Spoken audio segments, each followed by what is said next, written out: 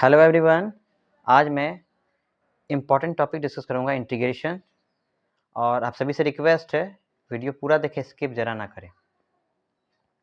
चलिए time waste किए बिना वीडियो स्टार्ट करता हूँ। आज मैं इनडेफिनेट इंटीग्रेशन डिस्कस करूंगा। वैसे इंटीग्रेशन दो टाइप्स की होती है, मैंने लिख रखा है definite integration and indefinite integration, और मेरा आज का पॉइंट रहेगा इनडेफिनेट इंटीग्रेशन का। तो इंटीग्रेशन का हम लोग डेफिनेशन समझते हैं, होती क्या है। Integration is the process for calculating integral. Means that integration का यूज करते हैं हम लोग इंटीग्रल फाइंड आउट करने के लिए, और यह इंटीग्रल एक लैटिन वर्ड होता है और इसका मीनिंग है मेकिंग अप ए होल। कहने का मतलब है अगर कोई स्मॉल एलिमेंट है या स्मॉल एरिया है तो हम इंटीग्रेशन का यूज करके उसका एक्चुअल वैल्यू, उसका होल वैल्यू फाइंड आउट कर सकते हैं। ठीक है, चलिए देखते हैं। मैंने यहाँ एक रेक्टेंगल शेप का डायग्राम लिया है और उसका स्मॉल एरिया मैंने dx एज्यूम किया है और उसका होल एरिया मान लीजिए x है। ये x कैसे आएगा, तो इस स्मॉल सेक्शन का अगर यूज करेंगे विथ इंटीग्रेशन तो ये मुझे होल वैल्यू प्राप्त होगी, जो मैंने यहाँ बता रखा है। जैसे देखिए ये जो सिंबल है इंटीग्रेशन का सिंबल है और ये स्मॉल सेक्शन dx मैंने ले रखा है, ये जो होल वैल्यू मेरे को x प्रोवाइड करेगी। इंटीग्रेशन का यही मीनिंग होता है, ठीक है। और इंटीग्रेशन जो होता है it is the inverse process of differentiation. कहने का मतलब है ये डिफरेंशिएशन का जस्ट इनवर्स प्रोसेस होता है और इसी कारण से इसे हम एंटी डेरिवेटिव भी कहते हैं। इंटीग्रेशन को एंटी डेरिवेटिव भी कहा जाता है। आई होप यहाँ तक आपको क्लियर होगा। चलिए हम देखते हैं कि इंटीग्रेशन कैसे डिफरेंशिएशन का इनवर्स प्रोसेस है। यहाँ पढ़ाने से पहले मैं आप सभी को कह दूं कि आप सभी को डिफरेंशिएशन अच्छे से आनी चाहिए। मेरा टॉपिक आज डिफरेंशिएशन नहीं है। अगर आपको डिफरेंशिएशन में कोई दिक्कत है तो आप ज़रूर कमेंट कीजिएगा, मैं उसका भी वीडियो लेके आ जाऊँगा। फिलहाल मैं इंटीग्रेशन बता रहा हूँ तो कुछ थोड़ा सा डिस्कस कर लेता हूँ डिफरेंशिएशन के बेसिक्स पर, ठीक है। तो चलिए देखिए, एज्यूम कर लीजिए कि y एक फंक्शन है इज इक्वल टू, मैंने एफ एक्स लिख रखा है, y is the function of x, यानी x का ये फंक्शन है। यहाँ जो x इंडिपेंडेंट वेरिएबल होता है और y डिपेंडेंट वेरिएबल होता है। तो इसी डिपेंडेंट वेरिएबल का डीसी कैलकुलेट होता है with respect to independent variable x। तो आपने पढ़ा होगा DC of this variable y with respect to this variable x, F dash X से रिप्रेजेंट करते थे। इसी को dy बाई डी एक्स लिखा जाता था और इसको ऐसे भी लिख सकते हैं D of x by D x. तो ये प्रोसेस होता है डीसी करने का। तो मैंने भी क्या बताया कि integration is the inverse process of differentiation. तो कहने का मतलब अगर आप इस y फंक्शंस का डीसी करोगे, ठीक है, जो मेरे को रिजल्ट आएंगी एफ डैश एक्स, अगर आप इसका इंटीग्रेशन कैलकुलेट करोगे तो ये मेरे को ये वैल्यू आ जाएंगी। इसी को बोलते हैं इनवर्स प्रोसेस। तो अगर आप इंटीग्रेशन निकालोगे इस डेरिवेटिव का तो आपको वो फंक्शन मिल जाएंगे जो कि मैंने यहाँ लिख रखा है।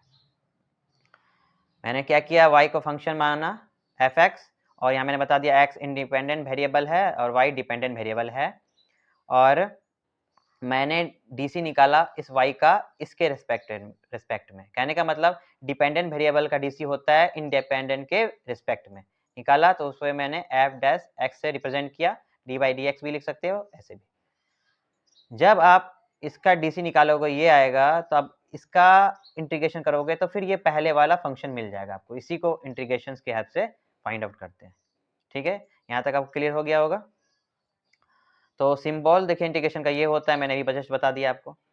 फाइनली देखिए मैंने क्या किया है, इंटीग्रेशन मैंने इसका निकाला तो मैंने अभी जस्ट लिखा था एफ एक्स, वो फंक्शन लिखा था, बट एक कांस्टेंट भी इसमें ऐड होता है ड्यूरिंग इंटीग्रेशन, ये आपको लिखना होता है, ठीक है। तो वो क्यों आता है, चलिए इसको भी मैं डिस्कस कर लेता हूँ। सपोज अभी आप y is equal to F X का डीसी निकालो, तो क्या लिखोगे आप? Is equal to F dash X, ये लिखोगे। अगर वही एफ एक्स फंक्शन में आप कोई कांस्टेंट ऐड कर दीजिए, तब आप इसका डीसी निकालो, तो क्या आएगा देखिए। तो आपने डिफरेंशिएशन में पढ़ रखा है कि अगर सम के फॉर्म में है तो इसको मैं सम के फॉर्म में ब्रेक कर सकता हूं, ऐसे कर सकता हूं। और ये देखिए, ये वाला पोर्शन वही है, इसको ऐसे लिख सकता हूं एफ डैश एक्स। आपको पता है कि कांस्टेंट का डीसी 0 होता है, तो देखिए, तो मेरे को ये रिजल्ट मिला। अगर मैं इसका डीसी किया, ये आया, तो इसका इंटीग्रेशन जब किया था, सॉरी, इसका इंटीग्रेशन किया था तो क्या मिला था मेरे को? ये मिला था एफ एक्स, वो फंक्शन मिला था। बट देखिए, जब मैं इस फंक्शन में कुछ कांस्टेंट ऐड करके जब डिफरेंशिएशन किया, तो मेरे को ये सेम वैल्यू, प्रीवियस वैल्यू मेरे को मिला, ये वाला, ठीक है। तो इसका फिर मैं जब इंटीग्रेशन किया, ठीक है, एक्स के रेस्पेक्ट में इंटीग्रेशन किया इस फंक्शन का, तो फिर देखिए ये वैल्यू मिलेगी मुझे इसका रिवर्स प्रोसेस में। तो यहाँ क्लियर है कि फंक्शन एफ एक्स का अगर डेरिवेटिव निकाला जाए विदाउट कांस्टेंट, जो वैल्यू आएगी, इसी फंक्शन एफ एक्स का विथ कांस्टेंट डेरिवेटिव निकालूंगा तो सेम वैल्यू देगी। मगर एंटी डेरिवेटिव के केस में दो वैल्यू तो डिफरेंट आ जाएगी। इसका एंटी डेरिवेटिव करूंगा यानी इंटीग्रेशन करूंगा तो एफ एक्स आएगी, और इसका एंटी डेरिवेटिव निकालूंगा यानी इंटीग्रेशन करूंगा तो ये वैल्यू आएगी जो यहाँ आया। तो अब बताएं कौन सा वैल्यू लिया जाए? तो एक्चुअल वैल्यू लेने के लिए इंटीग्रेशन में कांस्टेंट ऐड कर दिया गया, क्योंकि जितने भी फंक्शंस है उसमें अगर कोई कांस्टेंट ऐड कर दिया जाए तो डीसी में कोई डिफरेंस नहीं आ जाती, बट इंटीग्रेशन के टाइम वैल्यू चेंज कर जाती है। इसी वजह से एक्चुअल वैल्यू के लिए कांस्टेंट ऐड किया जाता है। आई होप यहाँ तक आपको अच्छे से क्लियर हो गया होगा। चलिए एग्जाम्पल देखते हैं। For inverse process of the differentiation और एंटी डेरिवेटिव और इंटीग्रेशन। तो देखिए होता क्या है, उसके लिए मैंने एग्जाम्पल लिया है y is equal to sine X. तो इसमें किया क्या है, मैंने इसका डेरिवेटिव कैलकुलेट किया, D Y upon D X equal to D sine X upon D X equal to cos X. तो जो साइन एक्स का डेरिवेटिव होता है वो कॉस एक्स होता है, आप सभी ने पढ़ा है, डिफरेंशिएशन में पढ़ रखा होगा। तो मैंने कहा था इसका डेरिवेटिव अगर ये आता है तो इसको जब रिवर्स करूंगा तो इसका इंटीग्रेशन निकालूंगा तो वो साइन एक्स आ जाएगी, जो मैंने यहाँ लिख रखा है। कहने का मतलब साइन एक्स का डी सी कॉस एक्स, तो कॉस एक्स का मैंने इंटीग्रेशन किया, देखिए इंटीग्रेशन एक्स के रिस्पेक्ट में क्या है, तो क्या आया, साइन एक्स आया, वही फंक्शन आया। और साथ में मैंने क्या किया, कांस्टेंट ऐड कर रखा है। मैंने बोला था कि हर एक फंक्शंस में एक कांस्टेंट वैल्यू पहले से रहती है जो इनविजिबल होती है, मैं यहाँ से इंटीग्रेशन के केस में विजिबल किया हूँ, जो इसका रीजन मैंने बता रखा है अभी। सेकेंड एग्जाम्पल देखिए, y is equal to X square, तो इसका डेरिवेटिव निकाले D Y upon D X equal to D X square upon D X equal to क्या आएगा, 2x। आपने डेरिवेटिव पढ़ रखा है, कैसे आया है वो आपने डिफरेंशिएशन पढ़ा होगा। अब देखिए, अब ये 2x का इंटीग्रेशन अगर करोगे आप तो आपको प्रीवियस वाला फंक्शन मिल जाएगा, जिस फंक्शन का डेरिवेटिव निकाले थे वही फंक्शन आपको मिल जाएगा। तो इससे क्या पता चल रहा है कि ये इंटीग्रेशन क्या है, इनवर्स प्रोसेस है। और ये k क्यों मैंने लगाया, कांस्टेंट, आपको पता ही कांस्टेंट क्यों यूज किया। तो आई होप यहाँ तक आपको क्लियर हुआ होगा। चलिए कुछ इंटीग्रेशन के फॉर्मूले ड्राइव करते हैं। अगर आपको इस फंक्शन का डेरिवेटिव दिया हुआ है x to the power n, तो इसका आपको एंटी डेरिवेटिव यानी इंटीग्रेशन कैलकुलेट करना है, तो क्या आएगा x के रेस्पेक्ट में। इसका डेरिवेटिव ये आया, इसका एंटी डेरिवेटिव निकालोगे तो ये वाला पोर्शन आ जाएगा, x to the power n plus 1 divided by n plus 1। एक बात ध्यान रखें कि n की जो वैल्यू होगी वो -1 नहीं होनी चाहिए। ऐसा इसलिए, अगर -1 होता तो फिर नीचे 0 हो जाती डिनोमिनेटर में और इन्फिनाइट वैल्यू देती, जो कि पॉसिबल नहीं है, इसी वजह से। और ये आया कैसे, तो इसको समझिए। अगर आप x पे पावर n प्लस 1 का डीसी करो, तो आपने पढ़ा है कि ये जो नंबर्स होते हैं वो मल्टीप्लाई में चले आते हैं, और इस नंबर में -1 होता है। ये डीसी का फॉर्मूला है, तो इसको आप ऐसे लिख सकते हो 1 1 कैंसिल x⁴n।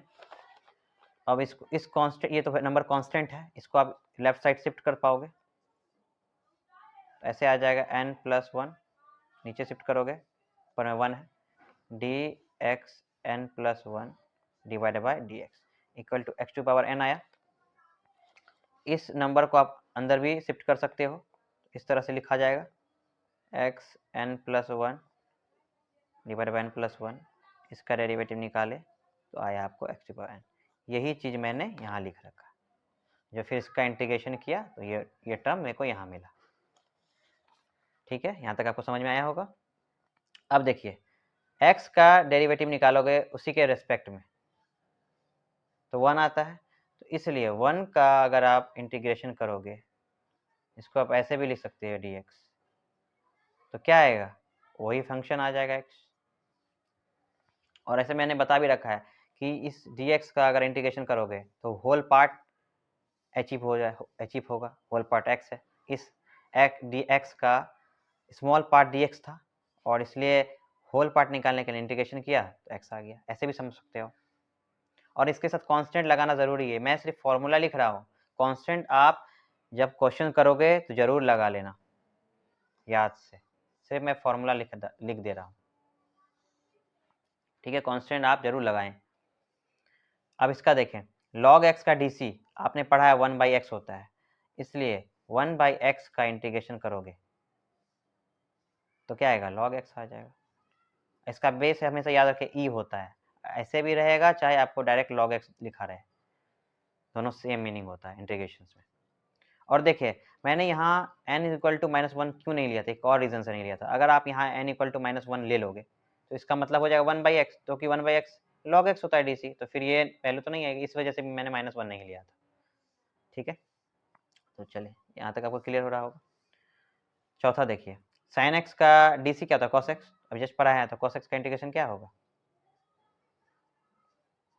sin x हो जाएगा। कांस्टेंट आप लगा लेना, आपको मैं सिर्फ समझा रहा हूँ कैसे फॉर्मूला आ रही है। cos x का dc -sin x होता है, अगर आपको sin x का dc निकालना, इंटीग्रेशन निकालना है, सॉरी sin x का इंटीग्रेशन आपको निकालना है, क्या आएगा, cos x तो लिखोगे ही, मगर ये देखिए माइनस उधर शिफ्ट हो जाएगा, कांस्टेंट आप लगा लेना। उसके बाद देखिए tan x का dc क्या होता है, sec² x, अब sec² x का इंटीग्रेशन करोगे तो क्या आएगा, tan x आ जाएगी। फॉर्मूला ऐसे आप खुद से निकाल सकते हो। सिमिलरली cot x का dc माइनस cosec x² होता है, x होता है, तो इसका इंटीग्रेशन करोगे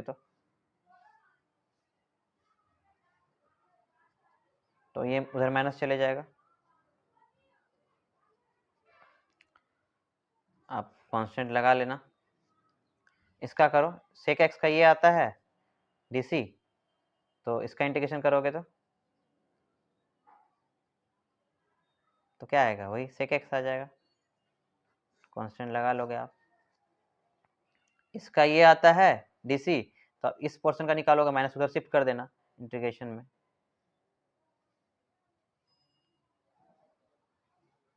माइनस cosec x हो जाएगा। एक्सपोनेंशियल फंक्शन है e⁴x का dc वही होता है, तो इंटीग्रेशन में वही फंक्शन मिल जाएगा, सिमिलर फंक्शन। अब यहाँ देखिए a⁴x है, ये कांस्टेंट बेस है, पावर वेरिएबल है, यानी कांस्टेंट बेस एक्सपोनेंशियल फंक्शन है। ठीक है, तो अब देखिए ये जो फंक्शन का अगर डेरिवेटिव आप निकालोगे तो ये आता है, इस फंक्शन का डेरिवेटिव अगर निकालोगे तो ये आएगा, क्योंकि ये क्या है, a⁴ यानी कांस्टेंट बेस है, पावर वेरिएबल है। इस तरह से कोई फंक्शन होगा, ये भी e के टर्म में भी ये कांस्टेंट है, बट ये e⁴x का e⁴x ही होता है, डीसी या इंटीग्रेशन सेम होता है। बट एक बार ध्यान रखिएगा, जब a⁴x होगा यानी बेस कांस्टेंट होगा, पावर वेरिएबल होगा, तब आपको ये फॉर्मूला यूज करना है डिफरेंशिएशन में, और इसका अगर आपको निकालना है इंटीग्रेशन a⁴x का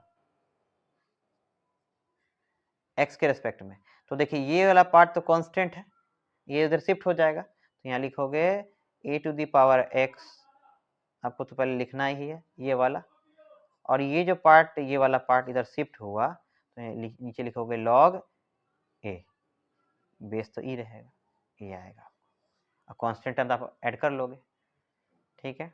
सिमिलरली आप 12 नंबर में देखिए, साइन इनवर्स एक्स का डीसी होता है दिस, तो इसका इंटीग्रेशन करोगे तो साइन इनवर्स एक्स आ जाएगा। इसी प्रकार से ऐसे कॉस इनवर्स एक्स का ये है तो इसका निकालोगे तो कॉस इनवर्स एक्स आएगा, इसका ये है इसका निकालोगे इंटीग्रेशन तो ये आ जाएगा। उसी प्रकार से सेक इनवर्स एक्स का ये आता है डीसी, तो इसका इंटीग्रेशन करोगे यहाँ तो सेक इनवर्स एक्स आ जाएगा। ऐसे ही आप ये फॉर्मूला नोट डाउन कर लो, याद कर लेना, आपको क्वेश्चन करने में बहुत ही हेल्प मिलेगी, ठीक है। आई होप यहाँ तक आपको अच्छे से क्लियर हो गया होगा। चलिए कुछ इंपॉर्टेंट रूल्स देख लेते हैं।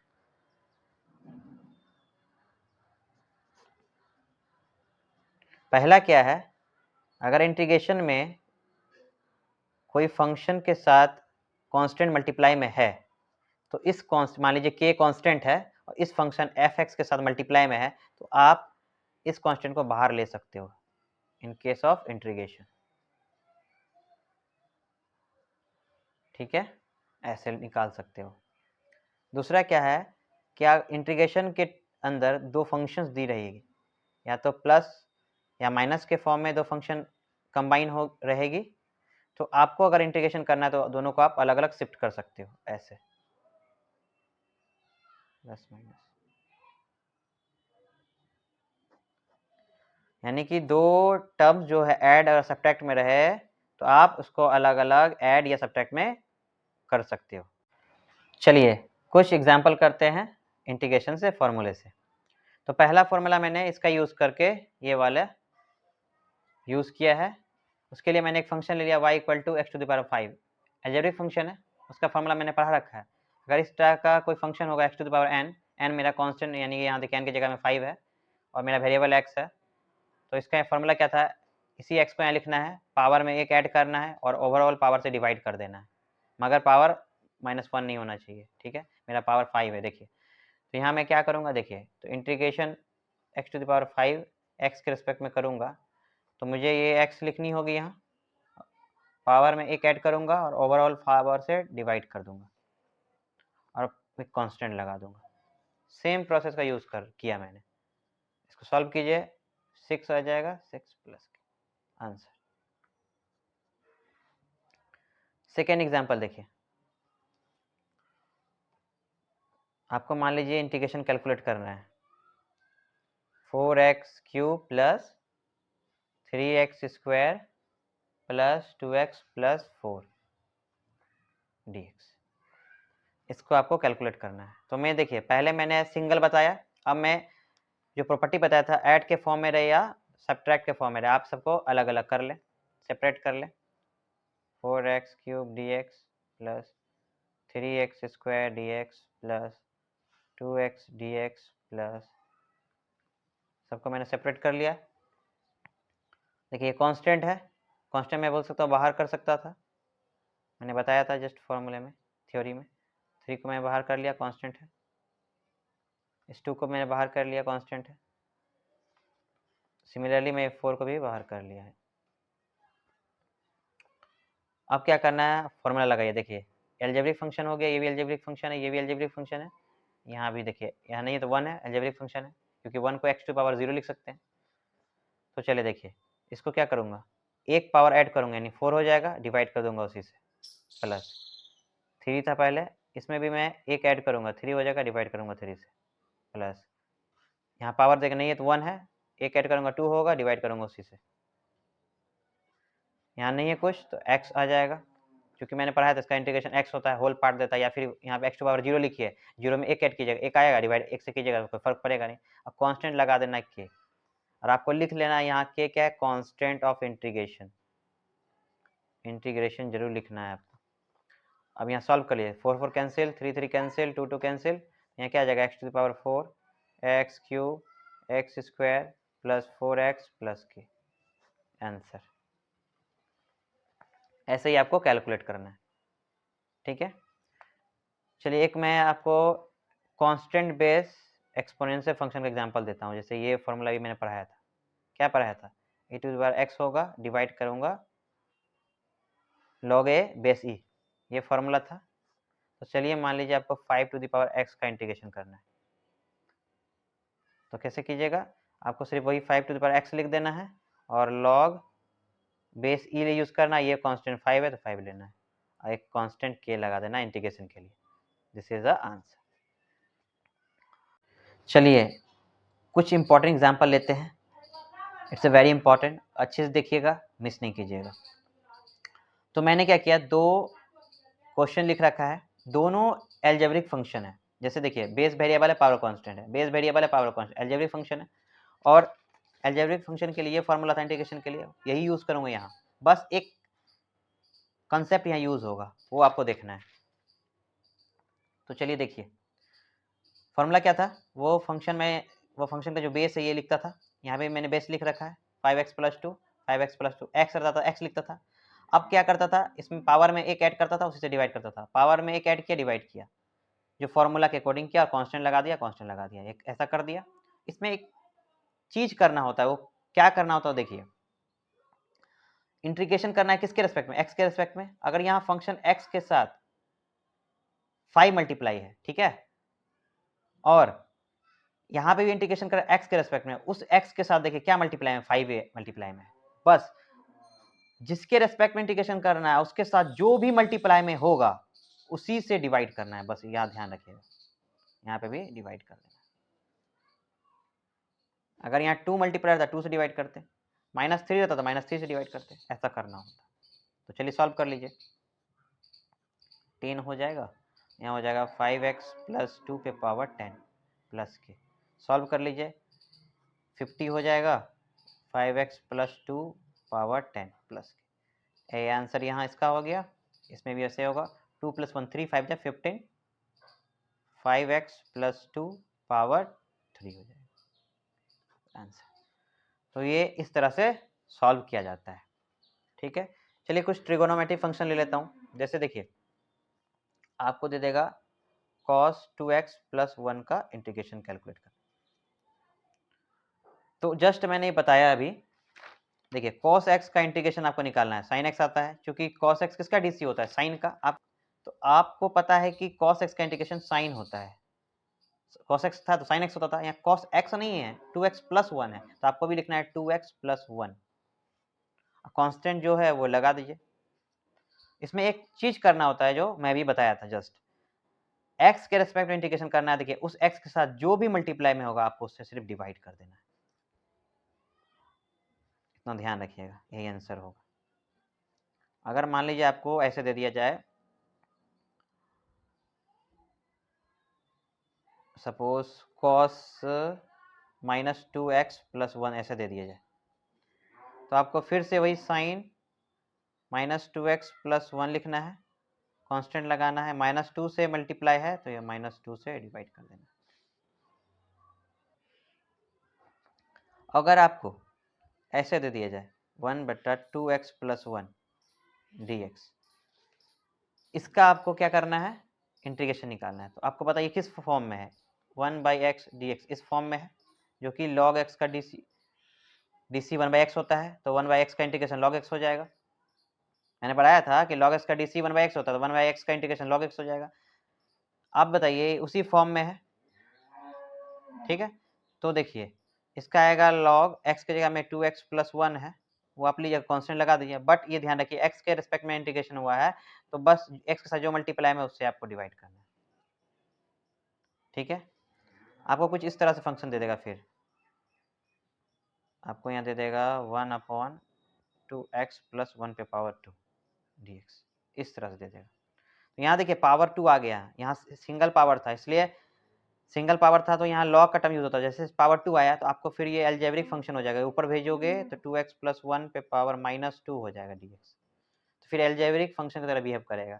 मैंने बताया था कि अलजेब्रिक फंक्शन का इंटीग्रेशन करना है, वहाँ -1 नहीं होना चाहिए, -2 है, चलेगा। तो आप फॉर्मूला लगाइए, x रहता था तो क्या है, x की जगह में ये है तो 2x + 1 लिखिए, पावर में ऐड कीजिए, -2 + 1 कीजिएगा तो -1 हो जाएगा, और उसी से डिवाइड कीजिएगा -1 से, प्लस कांस्टेंट लगाइएगा। अब x के रिस्पेक्ट में इंटीग्रेशन हो रहा है, x के साथ 2 मल्टीप्लाई में 2 से डिवाइड कीजिएगा, तो इसकी फाइनल वैल्यू क्या आ जाएगी, देखिए ये माइनस बाहर में आ जाएगा, माइनस, देखिए ये -1 है तो ये रिवर्स आपको पता है कि a टू द पावर -1 अगर ऐसे रहेगा तो इसको ऐसे लिख सकते हैं 1/a लिख सकते हैं।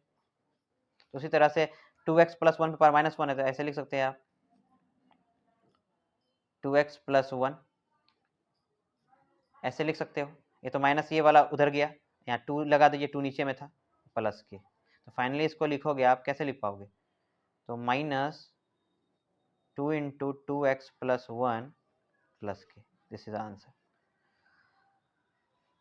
आई होप यहाँ तक आपको अच्छे से क्लियर हो गया होगा। आप सभी से एक रिक्वेस्ट है, अगर मेरा वीडियो लेक्चर, मेरा पढ़ाने का तरीका आपको पसंद आ रहा है तो प्लीज़ वीडियो को लाइक करें, शेयर करें एंड सब्सक्राइब करें। Thanks everyone for watching my video.